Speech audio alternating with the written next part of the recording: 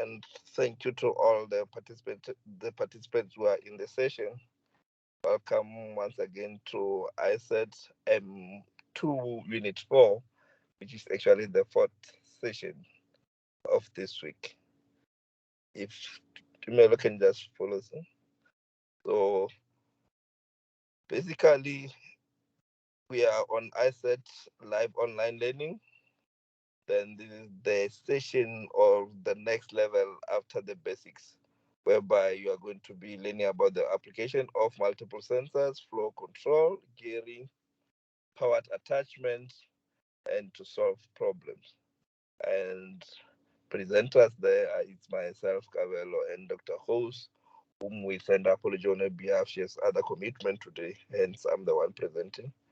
And we have ISET Communication Administrator as Anzani and Tumelo, and the producer as Casper.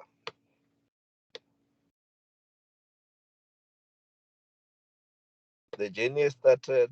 It's an amazing race. We'll want to see survivors, even though we know that everybody's going to survive. Be patient, have assumptions, and have your software installed on your laptops.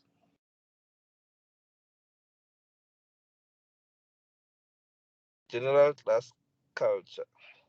The purpose again is to equip coaches and mentors into becoming ready to coach a robotics team. There'll be there's a chat session, there's a chat portal, and there'll be question and answers at the end of the session. So, but if you have questions, you can actually put them on the chat, then it will be attended to, and recordings will be available for registered participant on the MOOCs, and complete your ISET MOOCs M1 before you can enroll for M2, because M2 is actually the next level of M1, and that is the link to actually direct you to the MOOC, which Tumelo will touch on at the end of the session to actually give you guidance as to how does one get to access to the MOOCs. So in this session, we have to analyze the problem, the divide and conquer, programming increment, you have to test, you have to improve in parts, combine two parts, test again, further refinement and test. So you'll be doing more testing in the session. So in unit 4, you have to analyze the challenge as specified. So now, what is the problem? Analyze the problem, watch the video that is applied to gain the understanding, gather data from the video, define the verb, brainstorm, and give each other roles by actually role playing. So when you build structures, you are going to have attachments, passive or powered attachment. In this case, we are most going to definitely going to be focusing on powered attachment and also gearing. We are also going to be required now to include your sensors, but before you put your sensors, you need to understand why you have to put a sensor on, how to attach a sensor, and how to use the sensor data that you'll be collecting. Then you come to the programming code. You're going to have movement. You have to describe the movement, identify the risks and constraints that you are going to be encountering when you do your movements. You are going to be using flow controls. Either they can be linear, or they can be repetition by terms of your loops, or they can be in terms of your decision by actually introducing your switches. Then sensors, you are going to know how to include your sensor and data in your programs, and you need to know your parts of code. Incremental approach, divide the challenge into parts. So before you attempt any challenge, you need to actually divide it into smaller pieces and parts. Be sure what you're trying to achieve. Define all your initial attempts, implement, and then test. Then consider modification and improvement. Basically, it takes you back to the M1 Unit 4, where we spoke about the engineering design processes, whereby you have to imagine, design, then create, and then test, and then improve.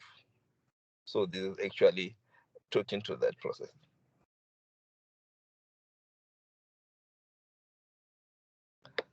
Okay, learning application is an example of a robot that has a color sensor. There's two color sensors actually attached at the front of the robot, and this was a robot that was designed in the WRO competition in 2001, and this was in Russia in the senior solution or in the senior challenge.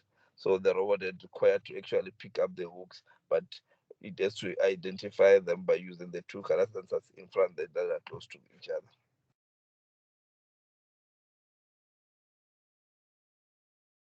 Again, this is also WRO robot. I'm not so sure if Tumelu can go back to this. Oh, yes. Next slide. Okay, again, you can actually go and click or check on the link that is there on the YouTube. It's actually an example of a competition also, well, Robotics Olympiad 2010 high school competition. And this robot were supposed to, I'm not too sure of the competition here on 2010, but I remember it had to carry something and go and drop them at different blocks according to their color shapes. You can see there's red, blue, and green there, and there's a color sensor just next to the arm there, detecting the different colors. But there's a link to actually go and look at the video so that you can see actually what the color sensors were doing there. Next slide. Again, this robot also, I remember it had to, I think this was about space challenge or cleaning all deactive solar panels. So you had to clear or remove the blocks on the black line depending on the colors. So the color sensor there in front had to detect the different colors so that it can actually deactivate the solar panels. So they were actually positioned in a form of solar panels, but they were using these blocks. So the robot had to detect colors to actually turn them. And again, this was also a robotic Olympiad regular in 2014.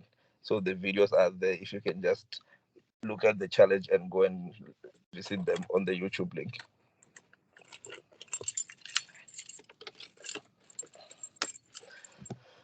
Again, this was in 2010, in 2011. I know this robot had to carry an egg, go up the stairs, but the challenge here with the stairs was that the stairs were increasing as they go up. So the robot had to carry an egg and climb up the stairs. And this was in South Africa. I remember it was in TUT, this competition. And you can also visit that. It was a group of girls who were building this robot again on World Robotics Olympiad. Just a group of three girls, yeah, I remember. Next slide. This is a what you call more like a maze race whereby your robot has to actually find its path to get out of the maze. And in this case, you can either use your touch sensor in front there as a bumper or use an ultrasonic sensor to actually detect the obstacles and then change the movements.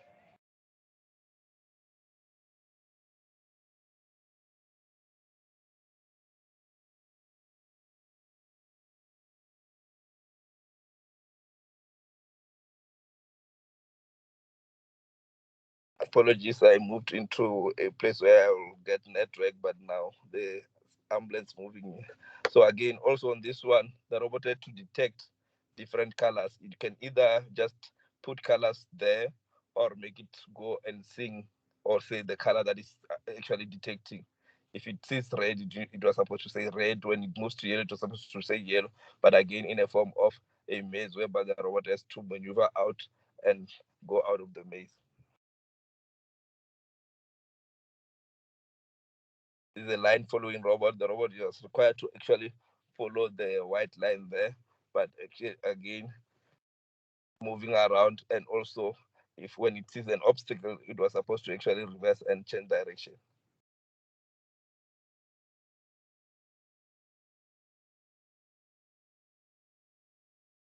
Sensors, flow, and gear attachment. On this picture, this robot is actually have to perform a task of a forklift to actually lift the obstacle or the item in front there and lift it up. So if you can see in front the red and black part, so that is the design of a forklift attached to a gearbox there to actually make it move up and down.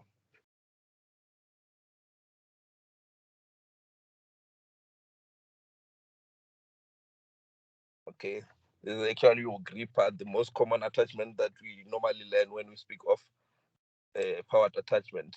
So in this, you are looking at the gearing system, and you can see in the middle of the rectangle there,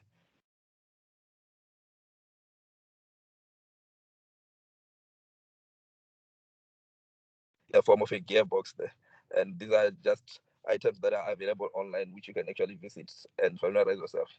And also with this one, you can see that it has a clutch plate there, just in front, that just in the middle of the,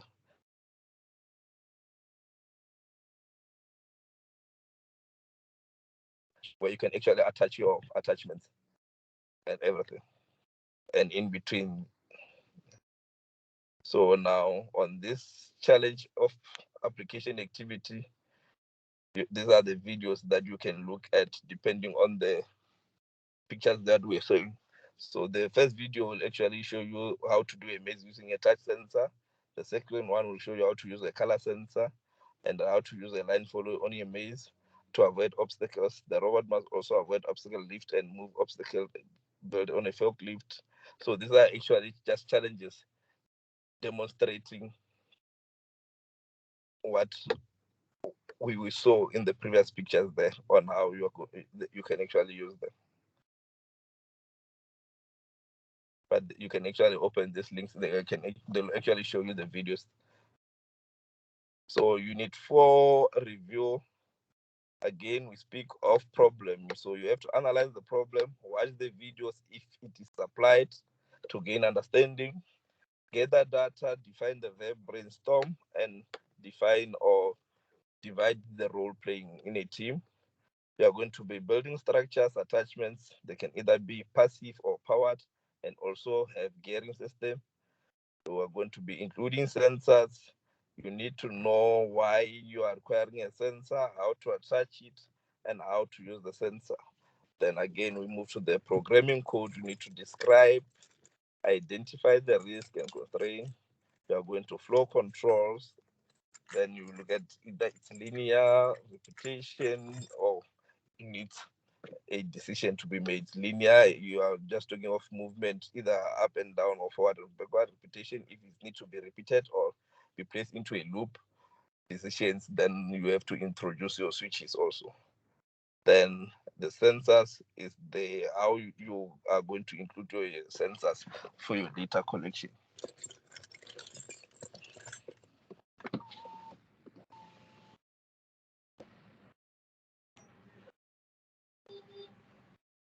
Next slide.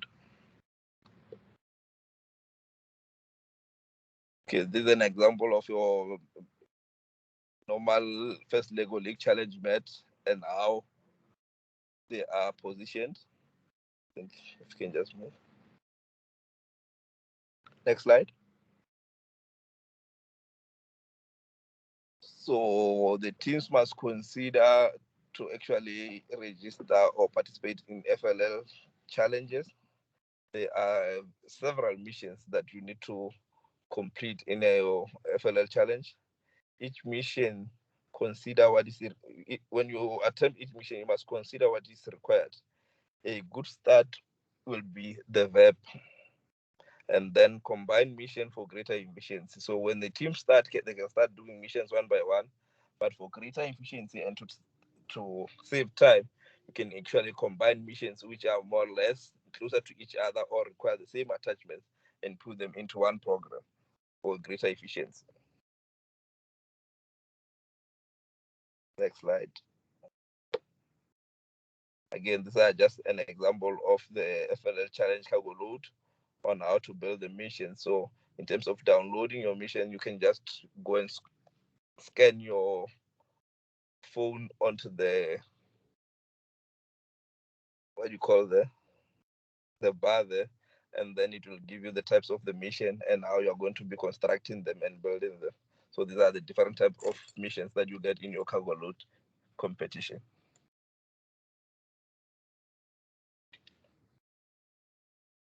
Next slide. Again, this is explaining the mission on the cargo load, whereby it just tells you what it's needed for that mission and the number of points that you'll be getting to actually complete that mission. And below it's actually showing you, if you can just, and it will actually show you the different types of scoring system. You actually have to remove this block out of the thing. So if it's not fully removed, it's 0. Then if it's out by dot in the circle, it's 20. But if it's out but touching the circle, it's 20 plus, but cannot see the last one there in terms of scoring system. But they are all available online if you can just Google the cargo load competition. Okay, planning the strategy.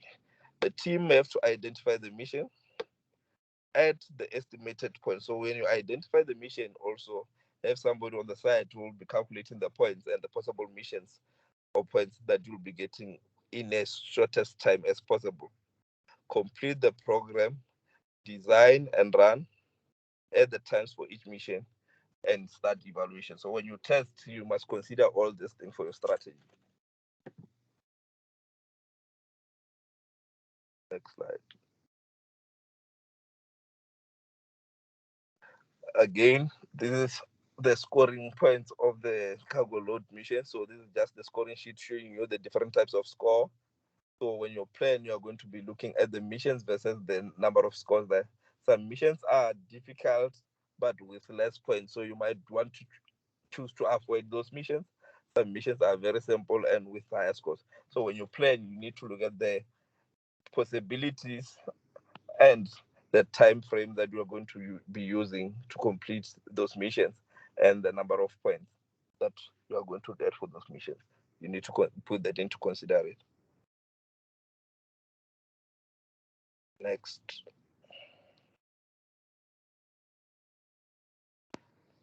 Cargo load examples. So how to use the rally rover for this mission. Teams must actually select each will attempt. All 16 cargo load missions completed with a robot educator YouTube. You can actually go and visit that. It's there on YouTube. The drift problem using a gyro sensor for better accuracy and efficiency for FLL YouTube. So you can actually visit that also. And new FLL Cargo Connect 2021 22 680 points. I am not so sure about this, but you can also go and visit it at the YouTube channel. Next slide. Assessment for Unit 4. Complete the Unit 4 quiz, which are available on the MOOC portal. Complete the portfolio, and because you are here, I'm assuming that you have joined the live online learning and for the next month's schedule, so that the next month's classes you can take them as your revision so that they can assist you in actually completing your MOOCs. And for any queries, you can contact ISO at unisa.ac.za or also contact Dr. Host at hostpm@unisa.ac.za. And I don't know. I saw Tumelo saying that she is already facing load shedding. I'm not so sure if he'll be available to actually take you through the MOOC portal, or maybe, and then if you have knowledge, you can also just demonstrate on how it's done. Or without that, then you can just open for question and answer. Okay, I think I will try.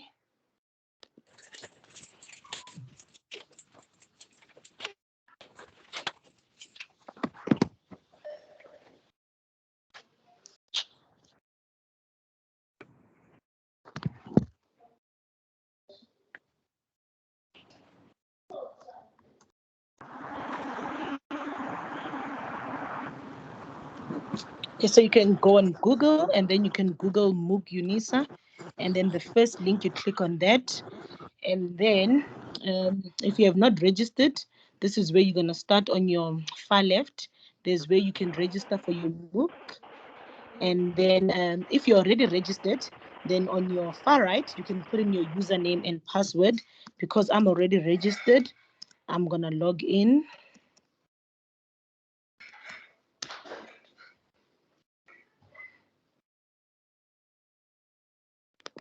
So once you are logged in, on your far left, it says profile, membership, calendar, announcements, work site, setup, preferences, account, and help. So for you to start, you will first go to membership. You click on membership, and then it will show you all the sites that you have joined. But if you have not joined any sites, so on top there it says my current sites, because I've already joined the ISET M1 and the ISET Robotics M2 for 2022. On your far, not quite far right, but on your right it says Joinable Sites.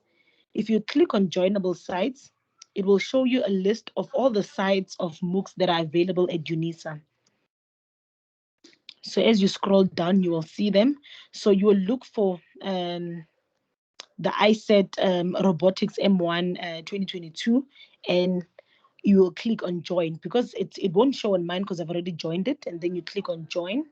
Once you've joined, then you can go back to your membership under your current sites, and then you'll click on M1 to complete your M1.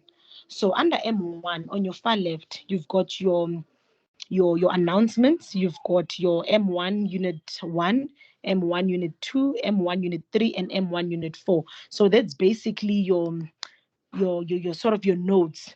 So that's where you're going to start. It's your first point of reference before you can start answering the questions. So you click on M1 Unit 1, and then it will show you what you need to complete for the assessments. And then underneath there, it's got a grade book. So once you've done your quizzes, you don't need to wait for us to give you your results. So the results will always be readily available for you in on real time. So under grade book, that's where you'll find your results. So I'll click on grade book, and then you'll see there on my grade book, it will show you those that I've completed. It will show you how much I've received for that particular MCQ, and it will show you as well as the due dates and comments. So let me just scroll down. So these are basically all the quizzes. And then behind that, there's what we call session recordings. So all these sessions that we are recording for the live online learnings will be submitted here, and this is where you find them. So we're no longer using the Yama site, which we previously used. We are now using we are now downloading them and sending them to the MOOC portal. So this is exactly where you find them. So because I've clicked on the recordings, these are all our recordings that have been uploaded so far. And then to do your quizzes, below that we've got submit portfolio, chat room, and quizzes. I don't know if I've went through before I can do the quizzes. Let's quickly go up to the forum. Okay, they've changed the forum to the chat room. So that's basically, if you have any questions, instead of emailing us, you can also send them to the chat room, and then we will also respond there.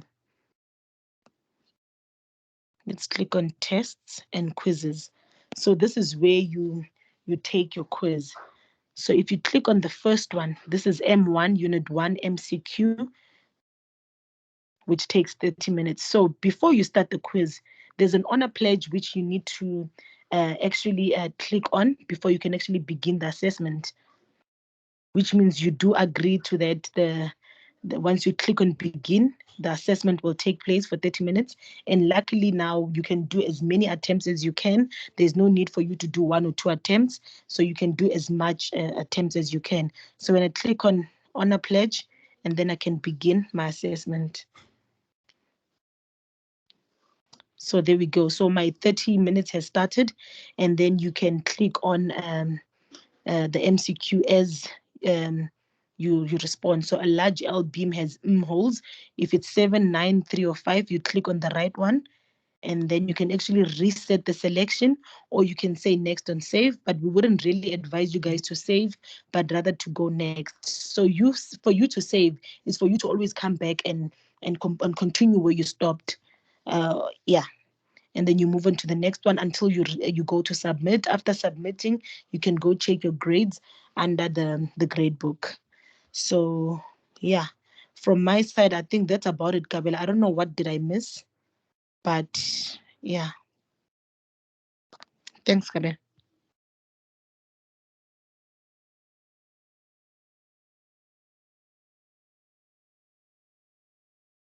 Okay, then and then I think in the should we open for questions, or should we just say those who have questions should raise them on the email, because now I'm also worried about my battery. So those who have questions or need clarity, they can put them on the email, then we'll attend them on email. And then we really thank you for attending today's session. And without wasting any time, I'll say till we meet each other next week in the next week sessions, and then things will be coming together. We understand that this was just the first week, and in there things will come together. I thank you. I think you can stop the recording and then.